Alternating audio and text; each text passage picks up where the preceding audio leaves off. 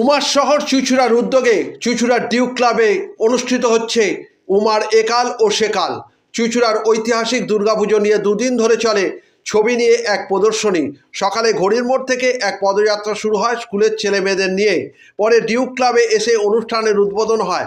উদ্বোধন করেন চিত্রশিল্পী শৈলেন নন্দী। উপস্থিত ছিলেন মৃৎশিল্পী বীরেন পাল, জ্যোতিপ্রসাদ মল্লিক, বাণীমন্দির স্কুলের প্রধান শিক্ষিকা কাকুলি দত্ত সহ আর অনেকে। 50টি বারোয়ারি ও 10টি বাড়ির পুজো নিয়ে এই প্রদর্শনী। 50 বছর আগে পুজো কীরকম ছিল, আজ কীরকম হচ্ছে, এই নিয়েই মূলত এই প্রদর্শনী। পরে এই অনুষ্ঠান সম্পর্কে জানান চিত্রশিল্পী শৈলেন নন্দী ও মৃৎশিল্পী বীরেন পাল। চুঁচুড়া থেকে প্রবীর ঘোষালের রিপোর্ট। অনুষ্ঠানটা হলে আমাদের ভালো হয়, খুবই ভালো হয়েছে, মানে খুবই ভালো জায়গা বলে, মানে এটা হলে ভালো হয়, সকলেই জানতে পারবে। এটা আমাদের সুন্দর জিনিসটা হয়েছে না, ধন্যবাদ। খুবই সুন্দর হয়েছে, খুবই ভালো হয়েছে। প্রতি বছর কত জানো? আপনার নামটা? বীরেন পাল।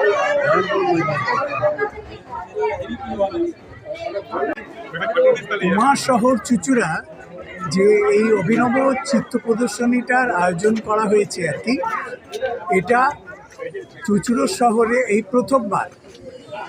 আশা করি প্রতি বছর এইভাবেই তারা এই অনুষ্ঠান উদযাপন করবে। আর আমি দীর্ঘদিন থেকে এই পূজা পরিক্রমার মধ্যে রয়েছি, তা দিয়ে জানতে পেরেছি আর কি যে কলকাতার পর সারা পশ্চিমবঙ্গে চুঁচুড়ো স্থান কিন্তু দ্বিতীয়।